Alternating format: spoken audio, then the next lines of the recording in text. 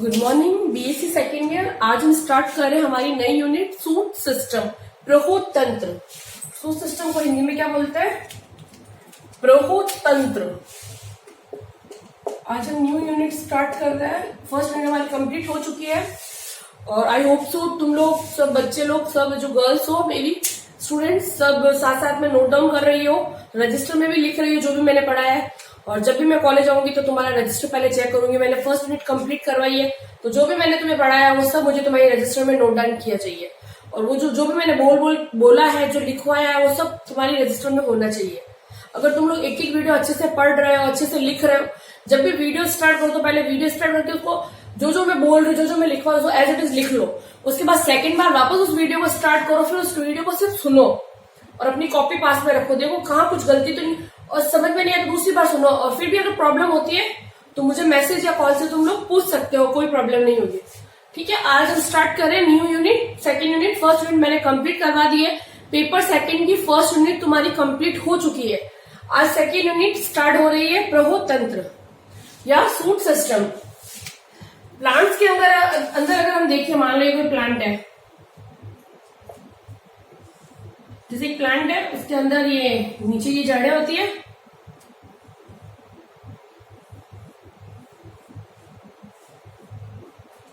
ये लीव्स ऐसे प्रेजेंट होती है इसके अंदर। जो पादप का जो वायवीय भाग होता है, तो देखा जाए तो पादप का वायवीय भाग, और वायवीय भाग में क्या क्या आएगा? लीव्स आएगी, स्टेम आएगा और ब्रांचेस। और अगर वो रिप्रोडक्टिव वाली है, उसका अगर रिप्रोडक्टिव पार्ट है तो उसके अंदर उसका फ्लावर भी आ जाएगा और फ्लावर से जो फ्रूट्स बन रहे हैं वो भी आ जाएंगे। ठीक है, तो पादप का जो वायव्य भाग है वो आता है प्रहोतंत्र के अंदर। प्रहो कैसे बनता है? अगर एक सीड ग्रो करता है, जब सीड कब ग्रो करता है? जब अच्छी स्थिति आती है, यानी कि जब अनुकूल स्थिति आती है, फेवरेबल कंडीशंस के टाइम में सीड ग्रो करते हैं। ये सीड ग्रो होता है तो सबसे पहले इसके अंदर से मूलांकुर और प्रांकुर निकलते हैं। मूलांकुर पहले ग्रो करती है और पूरा रूट सिस्टम बनाती है।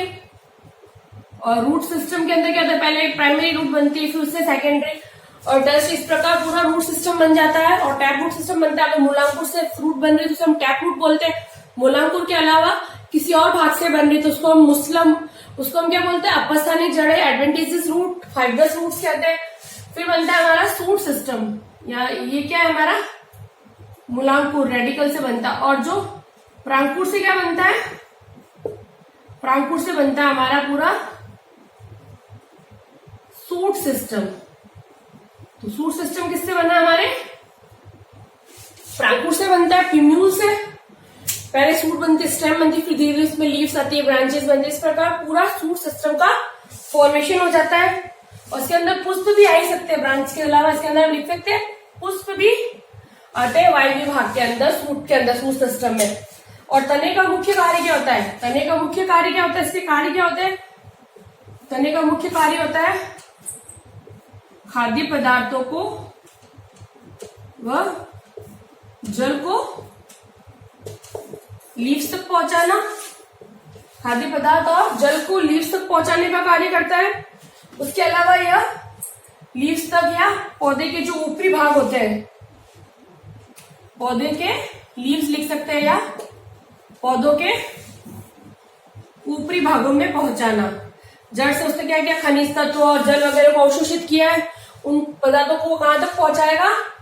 यहाँ से अगर कुछ भी इकट्ठा किया है तो उसको यहाँ तक पहुंचाने का काम कौन करेगा? ये जो हमारा स्टेम होता है, जो सूट सिस्टम होता है। तना क्या करता है? रूट के थ्रू जो जल है, खनिज लवण है, उनको अवशोषित कर पौधे के ऊपरी भाग तक पहुंचाता है। दूसरा है, ये क्या करता है? पत्तियों व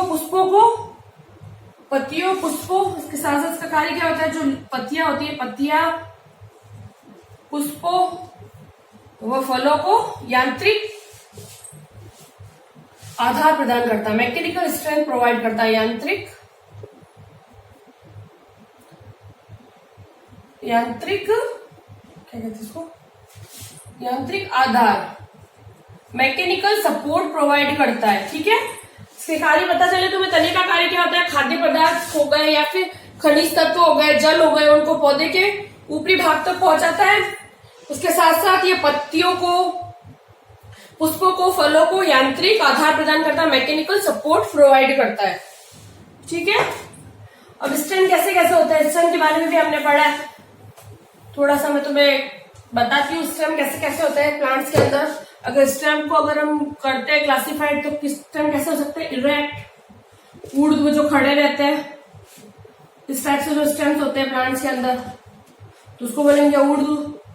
कुछ होते हैं स्टेम्स हमारे ट्रेलिंग, विसर्पी, जो इस प्रकार से होंगे स्टेम्स। यू अगर उनमें इस टाइप से ग्रो कर रहा है स्टेम, इस टाइप से, और जगह जगह से यहाँ से जड़ें निकली हुई है, तो उसको हम बोलेंगे ट्रेलिंग या विसर्पी। फर्स्ट पेपर में इसके बारे में और डिटेल से पढ़ेंगे। ठीक है, अभी मैं थोड़ा सा बता रही हूँ। होते हैं क्लाइंबिंग वाले स्टेम्स, इसको हम बोलते हैं प्रसारी। कोई ट्री है, उसके ऊपर ऐसे ऐसे ऐसे ग्रो करता है, तो इस स्टेम्स को क्या बोलते हैं हम, प्रसारी या क्लाइंबिंग स्टेम। उसके अलावा होते हैं रिड्यूस्ड, जिनमें तना पूरा रिड्यूस रहता है, ऐसे यहाँ से डायरेक्ट पत्तियां निकल गई है और तना यहाँ पे एकदम रिड्यूस हो गया और यहाँ से फिर जड़ है, तो इसको बोलते हैं रिड्यूस्ड अफासित तना। और एक होता है हमारा underground.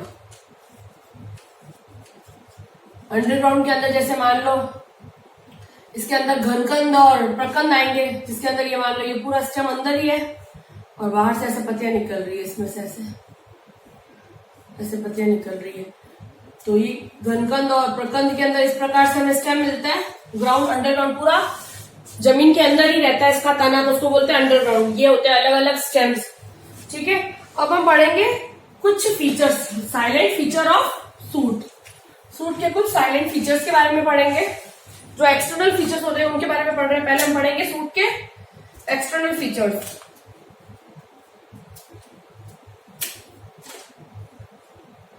External feature of suit लिख देते हैं इसको हम, एक्सटर्नल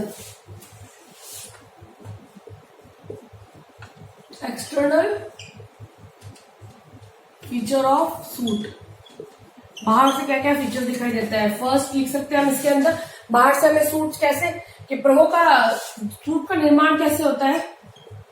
सूट का निर्माण सदैव कलिका से होता है। सूट का निर्माण कहां से होगा, अगर कोई सूट बन रही है तो वो कहां से बनेगी, निर्माण, सूट का निर्माण होगा हमेशा बर्ड या कलिका से।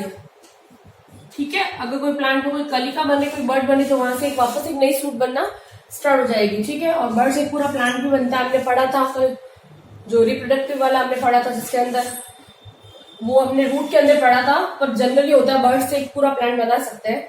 फिर है सूट, हमेशा जो सूट होती है वो कैसे ग्रो करती है, सूट ऑलवेज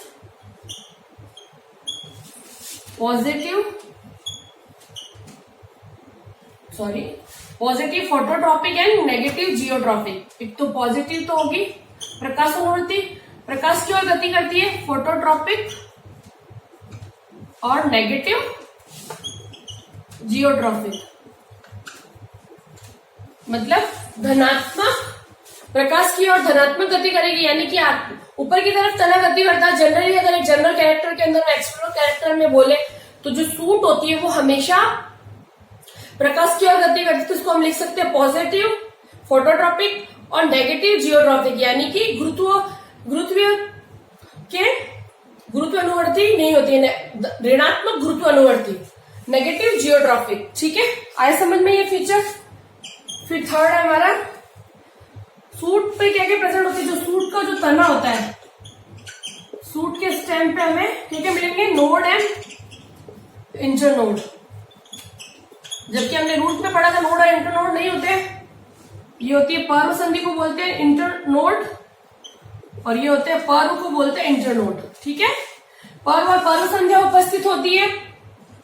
फिर है नेक्स्ट फीचर, और जो ये नोड्स होती है पर्व संधियों से हमेशा जनरली क्या होता है, जो पर्व संध्या होती है यहीं से, पर्व संधियों से लीव्स निकलती है, लीव्स यहीं से निकलेगी। ठीक है, बर्ड्स निकलती है कभी, और कभी कभी यहां से क्या निकलेगी, जड़ें भी निकलती है। जो हमने पिछले वीडियो में देखना बर्ड से जड़ें निकलती, इसके बारे में हमने पढ़ा था गढ़ने के अंदर।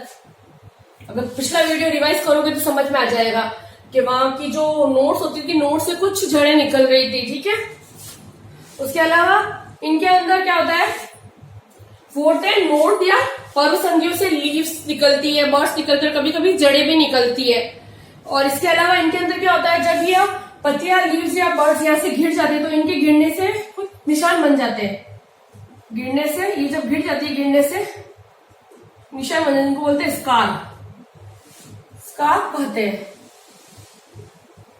ठीक है, तो एक बार मैं साइलेंट फीचर्स बताती हूँ आपको। एक्सटर्नल फीचर्स कौन कौन से है, एक्सटर्नल साइलेंट फीचर्स सूट को जो एक्सटर्नली बाहर से हम देखते हैं, बाय कौन कौन से। एक तो सूट का निर्माण हमेशा बर्ड या कलिका से होता है।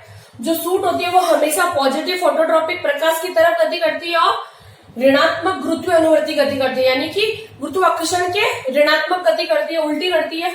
सूट के अंदर जो स्टेम होता है, सूट के स्टेम पर नोड और इंटरनोड प्रेजेंट होती है। और लास्ट है इसकी जो नोड्स होती है या पर्व संध्या होती है, वहां से पत्तियां निकलती है, बर्ड्स निकलते हैं और कभी कभी हमें जड़ें भी निकलती हुई दिखाई देती है। और इनमें क्या होता है, जब ये पत्तियां, बर्ड या जड़ें वहां से जब हट जाती है तो वहां कुछ निशान रह जाते हैं, जिसे हम बोलते हैं स्कार। ठीक है, ये होगा इसके एक्सटर्नल फीचर्स। अब हम पढ़ते हैं इसके इंटरनल फीचर्स कह सकते हैं या एनाटॉमी ऑफ स्टेम कह सकते हैं।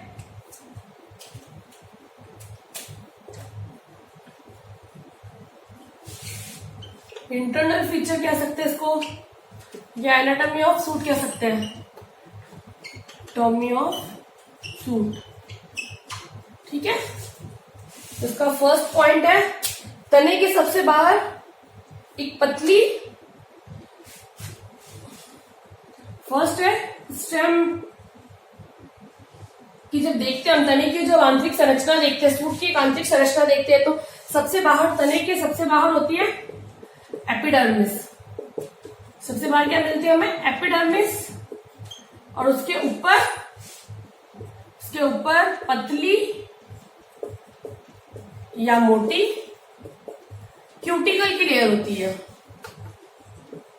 क्यूटिकल की लेयर होती है। क्यूटिकल का काम क्या होता है, वास्पोसिजन को कम करवाना।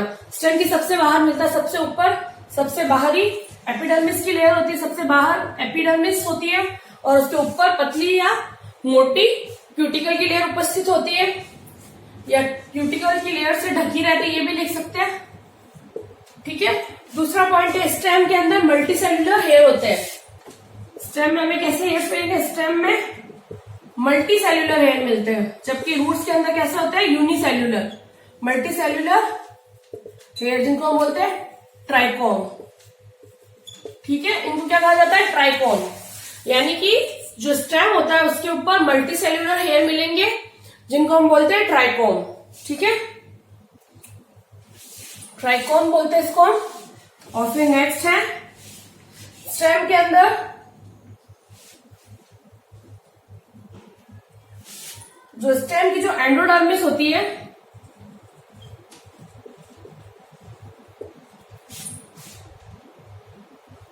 एंडोडर्मिस का होती है, एंडोडर्मिस कॉर्टेक्स, स्टेम की कॉर्टेक्स की भीतरी परत होती है। कॉर्टेक्स के सबसे अंदर जो भीतर वाली कॉर्टेक्स की जो लास्ट लेयर होती है वो एंडोडर्मिस बनाती है, एक तरह से भीतरी परत होती है। ठीक है, जो एक बार स्ट्रक्चर ऐसे मैं आपको रफली स्ट्रक्चर बाद में बताती हूँ बना के। एंडोडर्मिस कॉर्टेक्स की सबसे भीतरी परत होती है। ठीक है, और सबसे भीतरी परत होती है, पर यहाँ पर रूट की तरह कैस्पेरियन पट्टिकाएं नहीं पाई जाती। रूट की तरह कैस्पेरियन पट्टिकाएं अनुपस्थित होती है। ठीक है, यहाँ पर क्या होता है, रूट की तरह कैस्पेरियन पट्टिकाएं इनकी सेल्स पर अनुपस्थित होती है। रूट की तरह कैस्पेरियन पट्टिकाएं सेल्स पर नहीं होती है। ठीक है, एंडोडर्मिस कॉर्टेक्स की भीतरी परत होती है। कॉर्टेक्स सबसे भीतरी परत को हम बोलते हैं, उसको ऐसे लिखेंगे हम, रूट की तरह कैस्पेरियन पट्टिकाएं वाली सेल्स अनुपस्थित। ठीक है,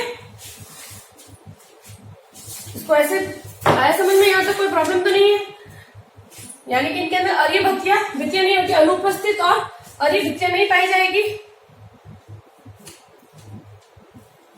अर्य वित्तीय अनुपस्थित वही चीज है। ठीक है, आ गया समझ में यहाँ तक? रूट की तरह इनमें कैस्पेरियन पट्टिकाओं वाली सेल्स अनुपस्थित होती है। इसके अलावा तनों के एंडोडर्मिस में जो स्टेम का एंडोडर्मिस होता है,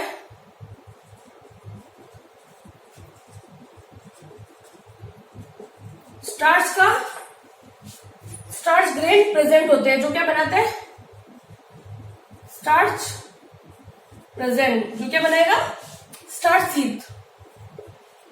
यानी कि इसके अंदर कैस्पेरियन स्ट्रिप तो नहीं होती है, मगर इसके एंडोडर्मिस में क्या प्रेजेंट होता है? स्टार्च के कण या स्टार्च के ग्रेन्यूल्स प्रेजेंट होते हैं, जो क्या बनाते हैं? स्टार्च प्रेजेंट होता है, जो क्या बनाएगा? Starch sheet. ठीक है, आगे समझ में यहाँ तक? फिर स्टेम में अंदर वेस्कुलर बंडल कैसे होते हैं? स्टेम के वेस्कुलर बंडल होते हैं कॉन्जॉइंट एंड कोलेटरल। ठीक है, आया समझ में यहाँ तक? फर्स्ट फीचर से वापस में समझाती हूँ। जो इंटरनल स्ट्रक्चर होती है सूट की या एनाटॉमी ऑफ सूट अगर हम पढ़ते हैं तो पहला इसके सबसे बाहर क्या प्रेजेंट होती है, इसके स्ट्रक्चरली मैं बताती हूँ। सबसे अंदर हमने वेस्कुलर बंडल बता दिया, ऊपर फिर ये एंडोडर्मिस, ये पूरा कॉर्टेक्स, यहाँ से यहाँ तक ये पूरा कॉर्टेक्स के बाहर हमें ये मिल रही है, ये हमारी एपिडर्मिस, और ये पूरा वाला क्षेत्र है हमारा कॉर्टेक्स, और ये है एंडोडर्मिस। ठीक है, और स्टेम की स्ट्रक्चर बनाते हैं इंटरनल स्ट्रक्चर, तो स्टेम के सबसे बाहर मिलती है हमें एपिडर्मिस, और उसके ऊपर पतली या मोटी क्यूटिकल की लेयर द्वारा ये ढकी रहती है।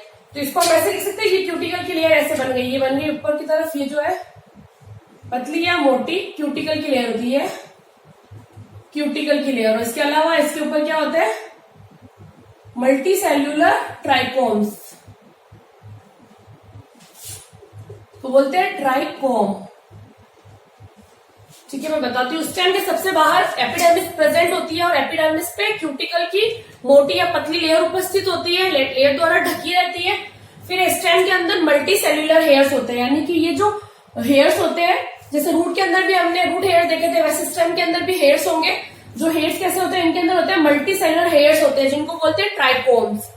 ठीक है, फिर होता है इनके अंदर कॉर्टेक्स की सबसे भीतरी परत होती है एंडोडर्मिस, सबसे भीतरी परत एंडोडर्मिस उपस्थित होती है, और इस एंडोडर्मिस में रूट की तरह कैस्पेरियन पट्टिकाओं का स्थूलन नहीं होता, अर्य स्थूलन अनुपस्थित होता है। ठीक है, यहाँ पे जो एंडोडर्मिस होती है उनमें रूट की तरह कैस्पेरियन पट्टिकाएं का अर्य स्थूलन अनुपस्थित होता है। और इसके अंदर लास्ट स्टेम के एंडोडर्मिस में क्या होता है? इसके स्टेम्स की सेल्स के अंदर हमें स्टेम्स की जो एंडोडर्मिस की सेल्स होती है उनके अंदर स्टार्च के ग्रेन्यूल्स प्रेजेंट होते हैं, जिनको बोलते हैं स्टार्च शीथ। ठीक है, इनके अंदर कैस्पेरियन पट्टिकाएं तो नहीं है, मगर इनके अंदर क्या होते हैं? स्टार्च ग्रेन्स प्रेजेंट होते हैं, जो क्या बनाते हैं? Starch sheath. लास्ट स्टेज का इसके अंदर जो वेस्कुलर बंडल होते हैं वो कॉन्जॉइंट और कोलेटरल होते हैं। ठीक है, और इसके अंदर जो लेटरल ब्रांचेस की उत्पत्ति होती है वो एक्सोजीनियस होती है, ये भी लिख सकते हैं। स्टेम के लेटरल ब्रांचेस की उत्पत्ति ऑरिजिन, उसमें हमने उसके अंदर जो लेटरल रूट्स थी उसकी उत्पत्ति कैसी हुई थी? लेटरल रूट्स की उत्पत्ति एंडोजीनियस हुई थी, जबकि इनके अंदर लेटरल ब्रांचेस की उत्पत्ति कैसी होती है? एक्सोजीनियस। ठीक है, ठीक है, आगे समझ में यहाँ तक साइलेंट फीचर्स आपको। अभी नेक्स्ट हम पढ़ते हैं इसका आगे मेरिस्टेम के बारे में। विद्युत, जो वेस्कुलर प्लांट्स होते हैं, अगर हम कुछ वेस्कुलर प्लांट्स के अंदर देखें तो उसके अंदर दो प्रकार के उत्तर प्रेजेंट होते हैं। वेस्कुलर प्लांट्स में जो वेस्कुलर प्लांट्स होते हैं उनमें दो प्रकार के उत्तक उपस्थित होते हैं। एक तो होते हैं मेरिस्टेमेटिक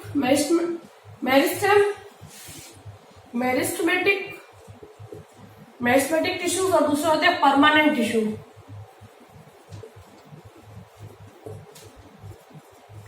ठीक है, जो वैस्कुलर प्लांट्स होते हैं उनमें दो तरह के टिश्यूज प्रेजेंट होते हैं, मेरिस्टेमेटिक टिश्यू और परमानेंट टिश्यू। मेरिस्टेमेटिक टिश्यू वो टिश्यूज होते हैं, वो उत्तक होते हैं जो कि लगातार विभाजित होते रहते हैं, ठीक है। जबकि मेरिस्टेमेटिक जो परमानेंट टिश्यू होते हैं वो विभाजन के बाद जब विभेदित हो जाता है और फिक्स हो जाता है कि भाई ये है तो अब ये फिक्स है, इसके आगे उनमें वो डिवीजन नहीं होता, जो फिक्स हो जाता है। परमानेंट होने के बाद में वो अगर कुछ कोई ऐसी कंडीशन सच सेकेंडरी ग्रोथ के समय परमानेंट टिश्यू भी एक्टिवेट होकर मेरिस्टेमेटिक होकर सेकेंडरी ग्रोथ करवाता है, ठीक है। ऐसा कुछ नहीं है, ठीक है। अब फर्स्ट हम स्टार्ट करते हैं मेरिस्टेमेटिक, जो हमारा टॉपिक है उसको स्टार्ट करते हैं मेरिस्टेम। मेरिस्टेम, अब इसके आगे हम कुछ थ्योरीज भी पढ़ेंगे। मेरिस्टेम के बारे में अगर हम बोले तो कोशिकाओं का वह समूह जो लगातार विभाजन करता है, विभाजन करने की क्षमता रखता है, ठीक है।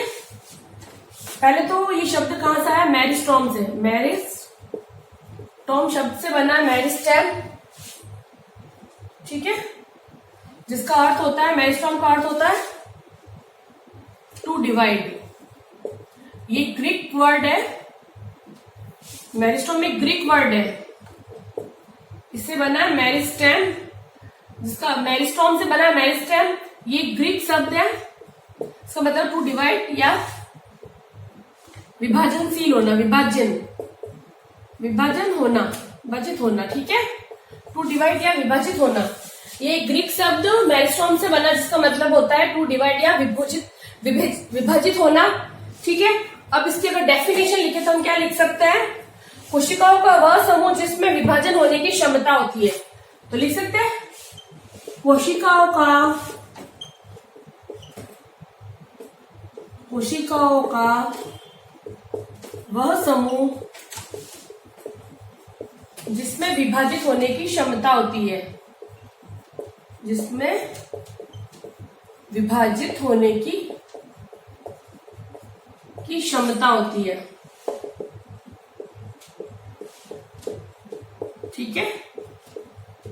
आया समझ में, यहां तक कोई प्रॉब्लम तो नहीं है।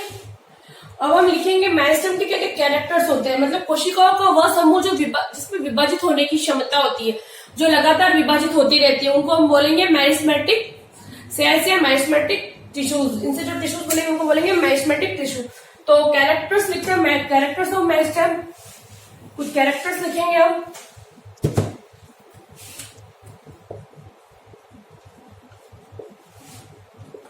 ऑफ मेरिस्टेम, फर्स्ट इसकी अगर डेफिनेशन से इसकी अगर एक दिखाए तो ये कौन सी चीज होती है, जिसके अंदर डिवीजन की कैपेसिटी होती है, डिवीजन कैपेसिटी प्रेजेंट होती है मेरिस्टेम के अंदर, डिवीजन कैपेसिटी, ठीक है। दूसरा है सेल, ये अलाइव होती है,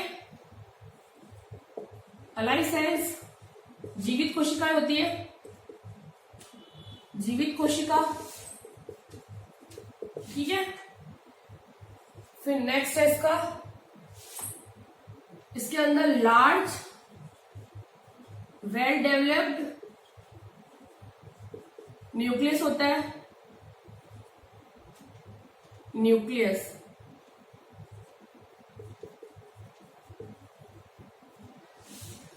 इसके अलावा इनके अंदर इनकी जो सेल्स होती है, सेल्स रेक्टेंगुलर और पॉलीगोनल सेल्स प्रेजेंट होती है, पॉलीगोनल सेल्स, ठीक है। रेक्टेंगुलर या पॉलीगोनल का मतलब कैसा था, इनकी सेल्स ऐसे होगी, इस टाइप से मिलेगी हमें। चलो मैं इनको आगे बताती हूँ, उसके पॉइंट्स लिखे। इंटरसेलुलर स्पेस एब्सेंट होता है, intercellular space absent, reserve food material less या एब्सेंट, जो रिजर्व फूड होता है, रिजर्व्ड फूड मटेरियल या तो बहुत कम होगा या फिर एब्सेंट होगा, ठीक है। फिर है मेटाबॉलिकली एक्टिव होती है ये सेल्स, मेटाबॉलिकली एक्टिव। फिर है इसके अंदर प्लास्टिड और प्रोटोप्लाज्म नंबर ऑफ माइटोकॉन्ड्रिया बहुत ज्यादा होते हैं, नंबर ऑफ माइटोकॉन्ड्रिया मोर। फिर हमारे प्रोप्लास्टिड प्रेजेंट होता है, प्लास्टिड प्रोप्लास्टिड की फॉर्म में होता है, प्रोप्लास्टिड प्रेजेंट होता है। और होता है इसके अंदर प्रोटोप्लाज्म डेंस होता है, protoplasm dense, dense protoplasm present होता है। जीव तो ये बहुत गाढ़ा होता है, वैक्यूल एब्सेंट या स्मॉल। जो वैक्यूल्स होती है, सेकेंड, वैक्यूल या तो एब्सेंट और स्मॉल। ठीक है, अभी एक पॉइंट में वापस आपको डिस्क्राइब करती हूँ। जो मैस्मेटिक टिश्यू, अगर उसके हम कैरेक्टर्स लिखे पॉइंट बाय पॉइंट, तो फर्स्ट पॉइंट होता है जो ये मैस्मेट होता है, मेरिस्टेम होता है। मेरिस्टेम क्या होता है? मेरिस्टेम की जो सेल्स होती है उसमें डिवीजन की कैपेसिटी प्रेजेंट होती है, यानी कि वो कंटिन्यूस डिवीजन कर सकती है, उनके पास ये कैपेसिटी होती है। दूसरा, ये जीवित कोशिका होती है, अलाइव सेल्स होती है। तीसरा, यह इसके अंदर कैसा न्यूक्लियस, लार्ज न्यूक्लियस प्रेजेंट होता है, बड़ा न्यूक्लियस उपस्थित होता है, और लार्ज और वेल डेवलप्ड, पूरा विकसित और बड़ा केंद्रक इसके अंदर उपस्थित होता है, लार्ज वेल डेवलप्ड केंद्रक पाया जाता है।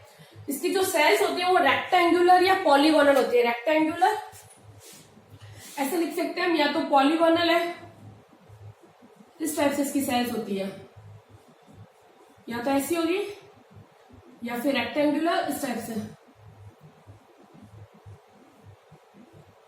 इस टाइप से इसकी सेल्स होती है। रेक्टेंगुलर या पॉलीगोनल टाइप की सेल्स होती है।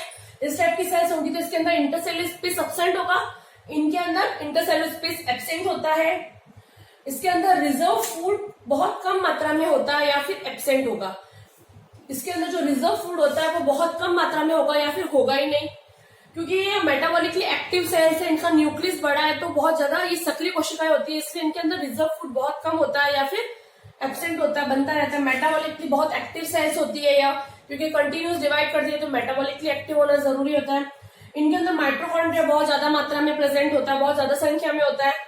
और जो प्लास्टिड होता है, जो लवक होता है, वो प्रोप्लास्टिड के फॉर्म में होता है, प्राक लवक के फॉर्म में होता है। और जो प्रोटोप्लाज्म होता है वो बहुत डेंस होता है, यानी कि बहुत ज्यादा सघन प्रोटोप्लाज्म जीवद्रव्य में उपस्थित होता है। और उसके अंदर जो वैक्यूल्स होती है, या तो होगी नहीं होगी तो बहुत छोटी छोटी वैक्यूल्स इसके अंदर प्रेजेंट होती है। ठीक है, अब हम पढ़ेंगे क्लासिफिकेशन ऑफ मेरिस्टेम। इसके 4 क्लासिफिकेशन है, उसको हम अच्छे से पढ़ेंगे।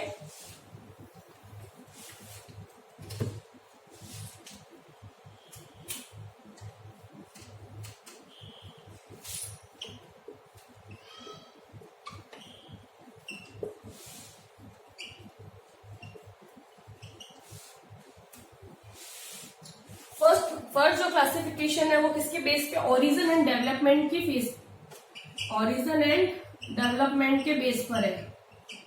डेवलपमेंट कैसे ओरिजिन होता है उसके बेस पर है। दूसरा है वो प्लान ऑफ डिवीजन के बेस पर है। ऑफ डिवीजन, डिवीजन कैसे होता है, डिवीजन का कौन सा प्लेन होता है, मतलब किस प्लेन पर डिवीजन होता है, अपना तो डिवीजन होगा या परियनल, एंटीक्लिनल या पेरिक्लिनल डिवीजन होगा, इसके बेसिस पे कि किस डायरेक्शन में डिवीजन हो रहा है उसके बेसिस पे मेरिस्टेम। तीसरा क्लासिफिकेशन है हमारे पोजीशन की बेसिस पर। और लास्ट चौथा क्लासिफिकेशन है हमारे फंक्शन के बेसिस पे, कि भाई on the basis of function meristem का क्लासिफिकेशन। ठीक है, और फर्स्ट हम स्टार्ट करते हैं, उससे पहले हम एक चीज बताते हैं कि जो सबसे पहले जो भ्रूण होता है, जो एम्ब्रियो में से सबसे पहले जो विभज्योतक बनता है वो होता है प्रोमेरिस्टेम। हमेशा अगर लिखे तो हमेशा भ्रूण से सबसे पहले बनने वाला, भ्रूण से सबसे पहले बनने वाला मेरिस्टेम होता है। मेरिस्टेम का नाम है प्रोमेरिस्टेम। ठीक है, तो सबसे पहले बनने वाला मेरिस्टेम क्या है? प्रोमेरिस्टेम। इसको बोलते हैं प्रोमेरिस्टेम कहा जाता है, इसको भ्रूणीय विभज्योतक कहा जाता है, प्राक विभज्योतक भी इसे ही कहा जाता है। ठीक है, अब है होता क्या है इसको हम थोड़ा सा करते हैं। प्रो मेरिस्टेम में क्या होता है, विवर्धन होता है। जैसे एक प्रो मेरिस्टेम बना हुआ है, प्रो मेरिस्टेम है,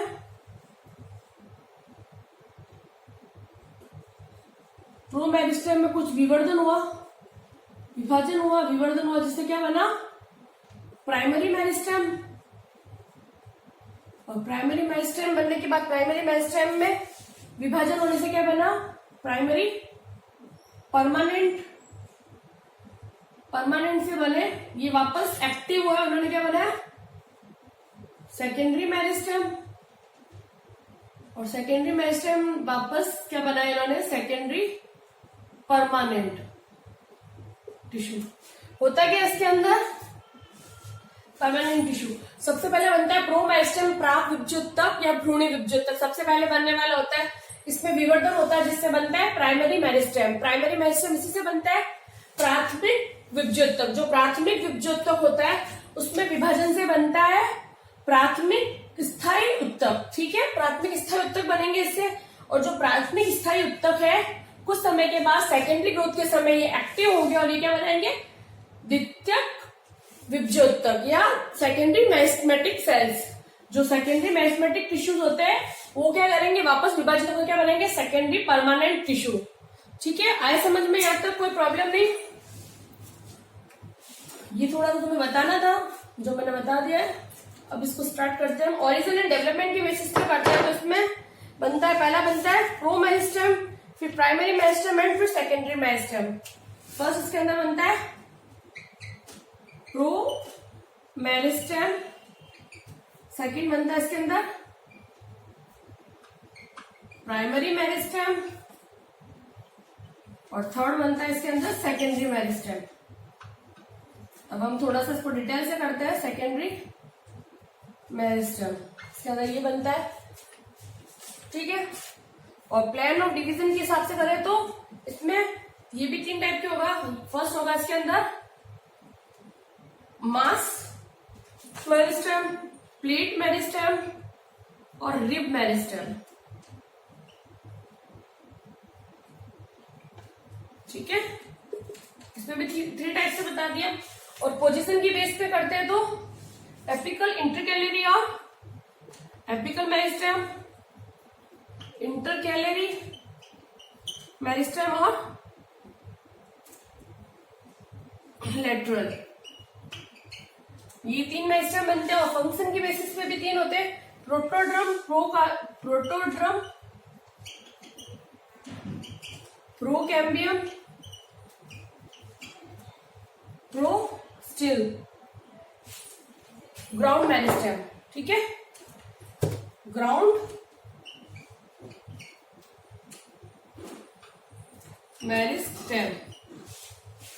ठीक है, तो अगर ओरिजिन और डेवलपमेंट की बेसिस पे करेंगे तो 3 टाइप्स के प्रो मेरिस्टेम से बनेंगे प्राइमरी मेरिस्टेम, प्राइमरी मेरिस्टेम से बनेंगे सेकेंडरी मेरिस्टेम। और डिवीजन के बेस पे करेंगे तो मास मेरिस्टेम, प्लेट मेरिस्टेम और रिब मेरिस्टेम। पोजीशन के बेसिस पे एपिकल मेरिस्टेम, इंटरकैलरी मेरिस्टेम और लेटरल मेरिस्टेम। फंक्शन के बेसिस पे भी 3 टाइप के, प्रोटोड्रम, प्रोकैम्बियम और ग्राउंड मेरिस्टेम। और फर्स्ट हम ओरिजिन एंड डेवलपमेंट की बेसिस वाला हम डिटेल में पढ़ते हैं।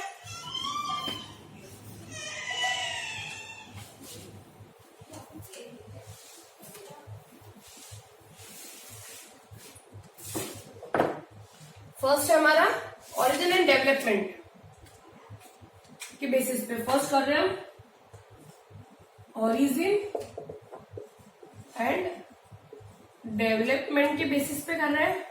इसमें हमने फर्स्ट बताया प्रो मेरिस्टेम, इसी को हम बोलते हैं प्राक विभज्योतक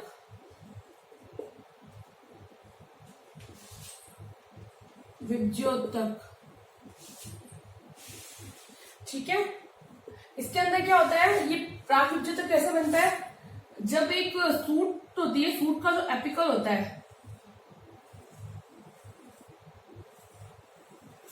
इनकी जो सबसे ऊपर वाली जो सेल्स होती है वो क्या बनाती है, प्राक विभज्योतक। ठीक है, सूट एपिकल या रूट एपिकल का जो शीर्षस्थ भाग होता है, चाहे सूट एपिकल हो चाहे रूट एपिकल हो, उसके जो शीर्षस्थ भाग वाली सेल्स होती है वो क्या बनाती है, प्राक विभज्योतक या प्रोमेरिस्टेम यह पादप के भ्रूणीय भाग में उपस्थित होती है। भ्रूणीय पादप के भ्रूणी क्षेत्र में होती है, ठीक है। दूसरा, जो जब पादप भ्रूणीय क्षेत्र में होता है तब प्राक उपजुतक बनती है भ्रूणी क्षेत्र में, ठीक है। और यह विभाजनशील होती है। ये कैसी होती है? विभाजनशील होती है। पादप जब भ्रूणी अवस्था में होता है या भ्रूणी क्षेत्र में होता है, जब पादप के भ्रूणी क्षेत्र में हमें प्राक विभ्युत्तक मिलेगी। सबसे पहली विभ्युत्तक होती है यह भ्रूण के, ये कहाँ बनती है? जो भ्रूण होता है, भ्रूण के मूलांकुर या फिर जो प्रांकुर के शीर्षस्थ भाग पे बनती है। शीर्षस्थ भाग पे सबसे पहले बनने वाली सेल्स होती है, शीर्षस्थ भाग पर बनती है प्रोमेरिस्टेम, ठीक है। और ये प्रोमेरिस्टेम ही आगे जाके क्या बनाती है? प्राथमिक मेरिस्टेम या प्राइमरी मेरिस्टेम का निर्माण करती है, ठीक है। आगे समझ में। अब सेकंड है, फर्स्ट हो गई इसी की कंप्लीट प्रो, अब सेकंड है प्राइमरी मेरिस्टेम या प्राथमिक विभ्युत्तक।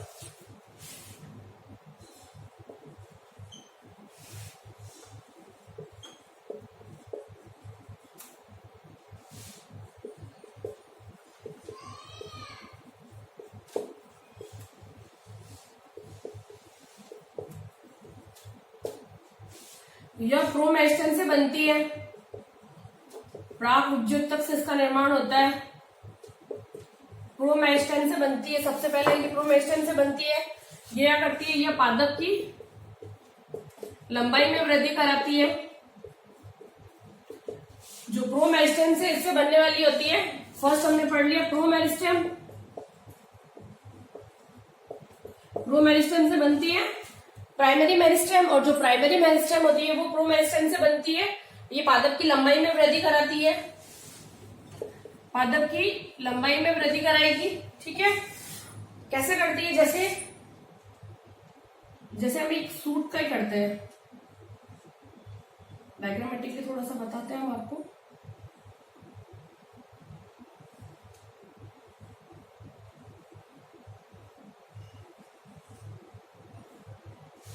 ये जो होती है, इन सेल्स को हमने बोला है प्राइमरी मेरिस्टेम, ठीक है। प्रोमेरिस्टेम से ही प्राइमरी मेरिस्टेम बनती है। ये पादप की लंबाई में वृद्धि करती है। प्राइमरी मेरिस्टेम क्या करता है? विभाजनशील होकर पादप की, ये क्या करेगा? जो प्राइमरी मेरिस्टेम है, प्राइमरी मेरिस्टेम विभाजित होकर प्राइमरी परमानेंट टिश्यू बनाएगा, स्थायी।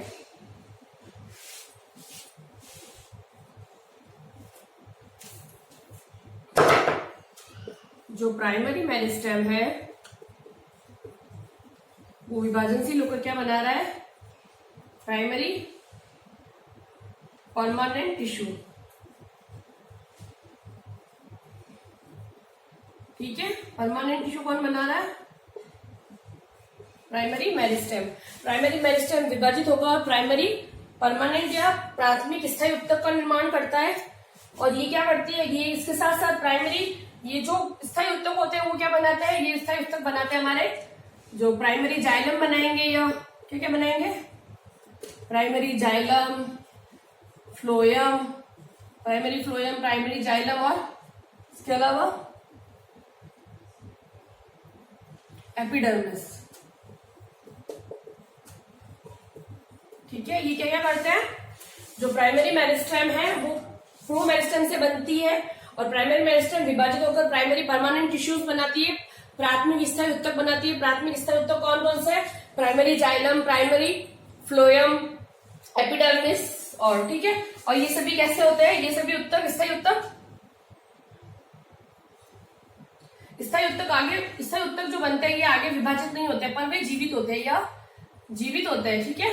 ये आगे विभाजित तो नहीं होंगे पर स्थायी उत्तक जीवित रहते हैं, ठीक है।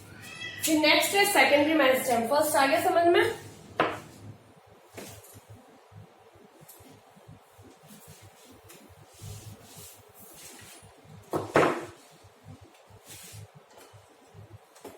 थर्ड हमारा सेकेंडरी मेरिस्टेम, द्वितीयक द्वितीयक विभज्योतक का निर्माण कैसे होता है? ये पादप की चौड़ाई में वृद्धि करता है, ठीक है। और इसका निर्माण कैसा होता है? जब प्राइमरी स्थायी उत्तक जो होता है, प्राथमिक स्थायी उत्तक जो हमने बताया जीवित कोशिकाएं होती है, ये क्या होता है? यह कैसे हो जाएंगे ये उत्तक? प्राथमिक स्थायी उत्तक क्या करते हैं? आवश्यकता पड़ने पर क्या बनाएंगे? Secondary meristem. आवश्यकता पड़ने पर क्या हो जाएंगे? ये एक्टिवेट होंगे, ये सक्रिय हो जाएंगे। आवश्यकता पड़ने पर सक्रिय होंगे और सक्रिय होकर क्या बनाएंगे? द्वितीयक विभज्योतक। जो द्वितीयक विभज्योतक बनेगा, ठीक है, आवश्यकता पड़ने पर द्वितीयक विभज्योतक बनता है और ये विभाजनशील होकर क्या बनाएगा? ये विभाजित होगा और विभाजनशील होकर ये बनाएगा सेकेंडरी परमानेंट टिश्यू। और जो ये प्राथमिक स्थायी उत्तक है, कब आवश्यकता पड़ने पर सक्रिय कब होती है? सेकेंडरी ग्रोथ के समय क्या होता है? जो प्राइमरी जो परमानेंट टिश्यूज होते हैं, प्राइमरी परमानेंट टिश्यू या प्राथमिक स्थायी उत्तक होते हैं, द्वितीयक वृद्धि के समय ये क्या होंगे? एक्टिवेट होंगे और द्वितीयक वृद्धि के समय एक्टिवेट होकर प्राइमरी स्थायी उत्तक बदल जाएंगे द्वितीयक विभज्योतक में या सेकेंडरी मेरिस्टेम में। और जो सेकेंडरी मेरिस्टेम है वो विभाजनशील होकर सेकेंडरी स्थायी उत्तक का निर्माण करती है। और सेकेंडरी स्थायी उत्तक कौन कौन से होते हैं? इसके अंदर सेकेंडरी स्थायी उत्तक एक तो कॉर्क होती है, ठीक है, आ रहा है समझ में यहां तक? सेकेंडरी स्थायी उत्तक कौन कौन से है? एक तो बनती है कॉर्क, ठीक है, कॉर्क कैम्बियम, एक तो बनती है कॉर्क कैम्बियम, एक बनती है हमारे interfascicular cambium. Cork cambium, interfascicular cambium,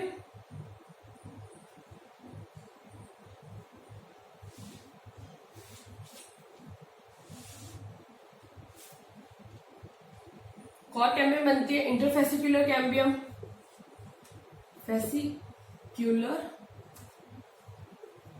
cambium. और ये आगे जाके क्या बनाती है? ये cork cambium, cork cambium, cork बनती है, कैम्बियम बनती है, cork cambium, cambium ring, cork cambium बनती है, कैम्बियम रिंग बनती है, कैम्बियम रिंग। कॉर्क आगे जाके छाल या पेरिड्रम बनाती है। पेरिड्रम का फॉर्मेशन कौन करती है? आगे जाके कॉर्क पेरिड्रम बनाती है। इंटरफेसिकुलर कैम्बियम और कैम्बियम मिलकर क्या बनाएगी? ये दोनों मिलकर क्या बनाएगी? कैम्बियम रिंग बनाती है, ठीक है। जो इसमें क्या क्या बनते हैं? एक तो कॉर्क बनती है, कॉर्क कैम्बियम बनती है, इंटरफेसिकुलर कैम्बियम बनती है। कॉर्क कैम्बियम और जो इंटरफेसिकुलर कैम्बियम होती है जो मिलकर क्या बनाएगी? कैम्बियम रिंग का फॉर्मेशन करेगी। और जो कैम्बियम रिंग बनती है, जो कैम्बियम रिंग होती है, उसके बाहर और अंदर जाइलम फ्लोएम का फॉर्मेशन होता है। बाहर बनता है हमारा सेकेंडरी जाइलम और अंदर की तरफ बनेगा सेकेंडरी फ्लोएम, ठीक है। बाहर बनता है सेकेंडरी फ्लोएम, सॉरी थोड़ा सा वापस लिखती हूँ इसको। जो कैम्बियम रिंग होती है,